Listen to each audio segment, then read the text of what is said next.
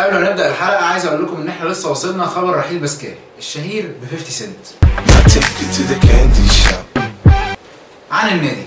باختصار باسكال اتعامل مع النادي على انه مركز شباب وان هو النجم الاوحد في النادي، يعني مفيش اهتمام بالوزن، مفيش اهتمام بالاداء، بلح ومقضيها اعتماد على لقطه زي دي. سلام يا سلام يا للروعه. وانا وفريق العمل بتاع البرنامج كله بيقول لباسكال ومن قلبنا مع السلامه يا تخين.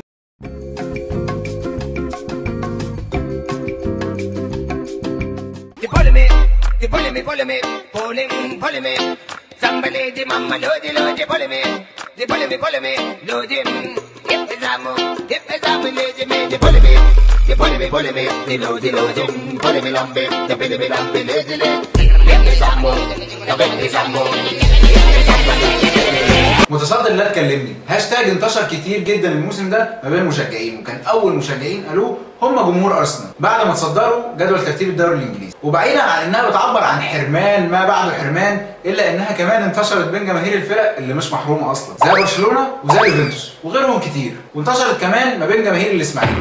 ايوه الاسماعيلي. محدش فرح، الظاهر مش مصدقينك. لا يا سيدي صدقني، لان الاسماعيلي كسب 4 ماتشات من اصل 5، والخمسه اتعادل فيها مع اتحاد الشرطه، غير اننا عدينا اصعب 3 جولات بفوز على الزمالك وتعادل مع الشرطه وفوز على المصري، وطبعا هداف الدوري من عندنا جون انطوي اللي احرز 5 اهداف في 5 جولات.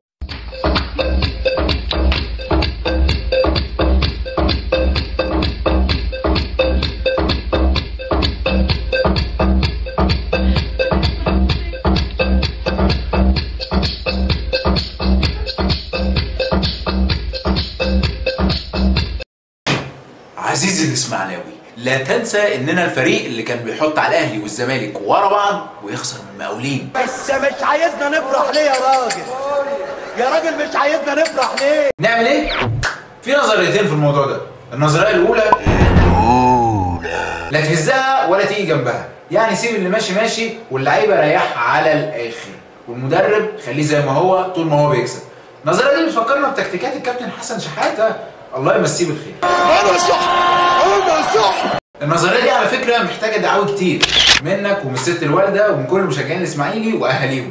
النظريه الثانيه خططها من غير ما تمرمطها، ودي انك تستفيد بنجاح الفريق الحالي في انك تبني خطه كويسه للمستقبل من خلال مدير فني جديد كويس بيقدر يعمل خطط تكتيكيه وكلام نشوفه في الملعب، وكمان مدير رياضي يقدر يخطط لك كل الاعمار مش بس الفريق الاول او فريق الشباب، وكل ده هيبني لك خطه بتتراوح ما بين 5 ل 8 سنين.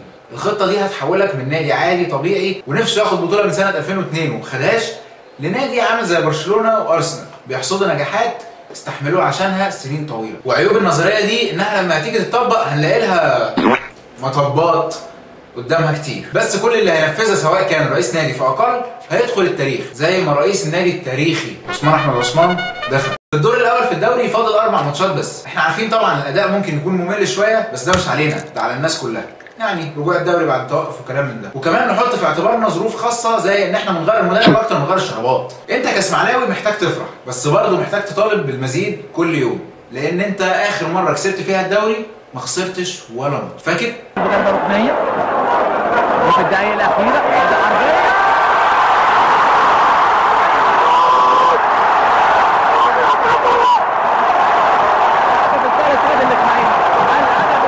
الاسماعيلي حاله ما يعرفهاش غير اللي بيعيش، هي الحاله اللي بتخليك تبقى عايش في امريكا ونفسك تنزل الاسماعيليه مخصوص عشان تتفرج على الماتش في الاستاد، وهي اللي بتخليك تعرض حياتك للخطر وتقف فوق كشاف عشان تتفرج على فريقك وهو بياخد الدوري، علشان التلفزيون بالنسبه لك مش كفايه لانك تشوف اللون الاصفر اللي بتحبه وعايش عشانه. كده يا سيدي ابقى انا قلت لك كل الكلام اللي عندي عن الدوري لغايه دلوقتي، وفي رايي الاداره هي اللي هتحدد مستقبل الفريق، سواء تختار الاختيار الاولاني او الاختيار الثاني. لو عايز تتابعنا وتتابع فيديوهاتنا اللي بتنزل جديد في جديد اضغط سبسكرايب او اشتراك للقناه بتاعتنا، ويا ريت تدوس لايك ويا ريت تشير الحلقه عند كل اسماعيلاوي اللي تعرفه. شكرا.